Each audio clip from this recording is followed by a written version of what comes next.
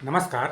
केंद्रीय स्वास्थ्य मंत्रालय ने एक्स वाई सिंड्रोम जैसी दुर्लभ स्थिति को अब दुर्लभ बीमारियों की सूची में शामिल कर लिया है। दुर्लभ बीमारियां क्या हैं? दरअसल देश में लोगों में ऐसी कई बीमारियां होती हैं जो बहुत कम होती हैं। लाखों में किसी एक व्यक्ति को कोई ऐसी बीमारी होती है जो एक कॉमन नहीं है, जो दूसरे लोगों को नहीं होती है। ऐसी बीमारियों को दुर्लभ बीमारियों कहा जाता है, रेयर डिजीज कहा जाता है।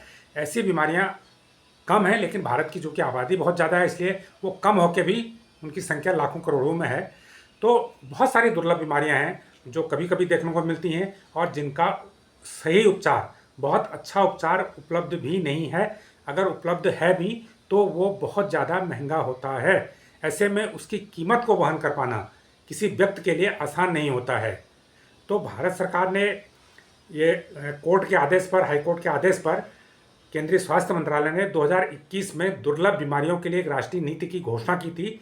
उस नीति के तहत अब तक 61 बीमारियों को, 61 स्थितियों को, 61 डिसऑर्डर को दुर्लभ बीमारियों की श्रेणी में शामिल किया जा चुका है। वैसे जो गैर सरकारी संगठनों की स्टडी हैं वो ये कहती हैं कि दुनिया में या भारत में 4500 से ज़्यादा दुर्लभ बीमारियां हैं। लेकिन अब ये हो रहा है कि जैसे जैसे इन बीमारियों का पता चल रहा है, सरकार उनको नोटिफाई करते जा रही है और अब तक 61 बीमारियों को दुर्लभ बीमारियों की श्रेणी में शामिल किया जा चुका है। अब इसका फ़ायदा क्या है?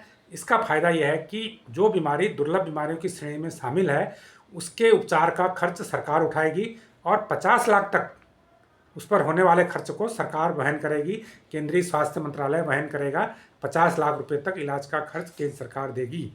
तो अब जब 4 बीमारियों को इसमें नया ऐड किया है, उसमें एक एक्स वाई सिंड्रोम है। ये बड़ी रोचक स्थिति है और बड़ी अनोखी ये बीमारी है। पहले तो बीमारी माना ही नहीं जाता था इसे, अब इसे एक बीमारी माना जाता है। इस बीमारी में जो स्त्री या पुरुष, बच्चा या बच्ची जो भी पैदा होता है, उसके जो गुणसूत्र हैं उनमें मिक्सिंग हो जाती है। जैसे जो महिलाओं के गुणसूत्र हैं, महिलाओं के जो क्रोमोसोम हैं, 46 जोड़े क्रोमोसोम होते हैं, वो एक्स एक्स होते हैं और पुरुषों के एक्स वाई होते हैं 46 जोड़े।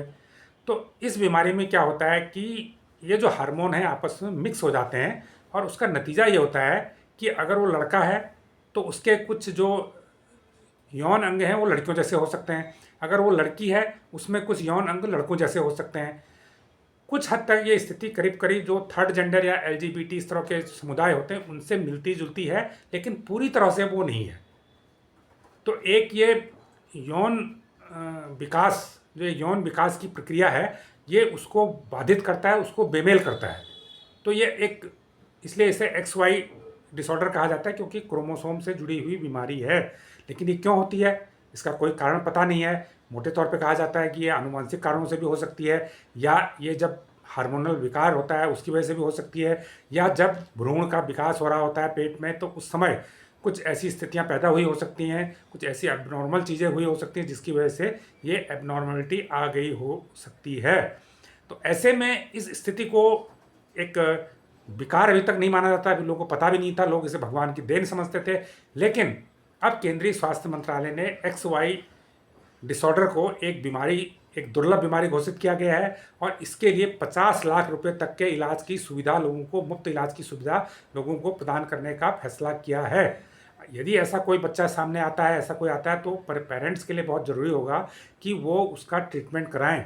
इसका ट्रीटमेंट दवाइयों से या शल्य चिकित्सा से, कभी कभी तो बच्चे के जन्म के कुछ समय बाद हो सकता है, कभी उसके वयस्क होने के बाद होता है। तो अब अभी तक एक विकल्प नहीं था और ऐसे जो बच्चे होते थे वो समाज में उपेक्षित हुआ होके रह जाते थे।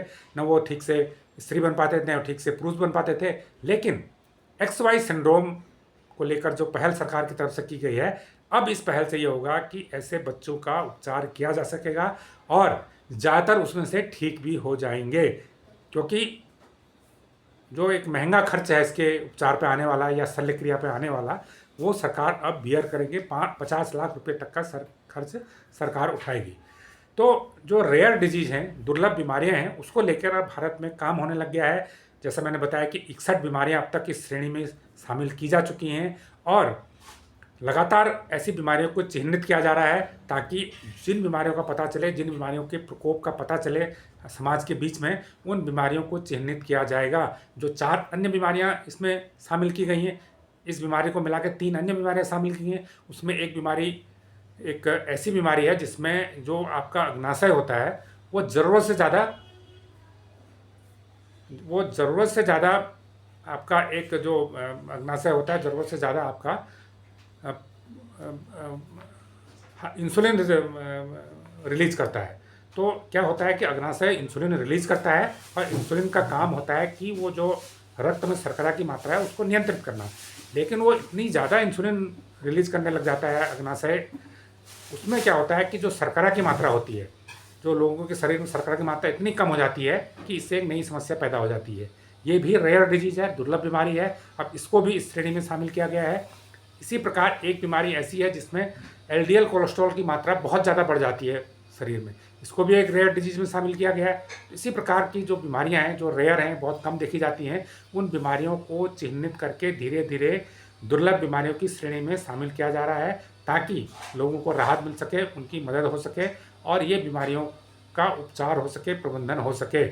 ये माना जा रहा है कि भारत में कम से कम 7 से 8 करोड़ लोग, किसी देश की आबादी भी इतनी नहीं होती, इतने लोग रेयर डिजीज से ग्रस्त हैं।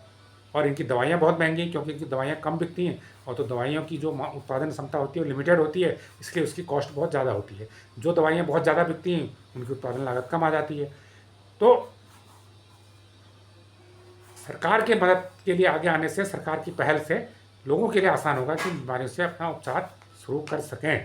ये जानकारी आपको कैसी लगी हमें कमेंट करके ज़रूर बताएं। जो लोग इस चैनल को पहली बार देख रहे हैं वो इसको लाइक करें, सब्सक्राइब करें और शेयर भी करें। धन्यवाद।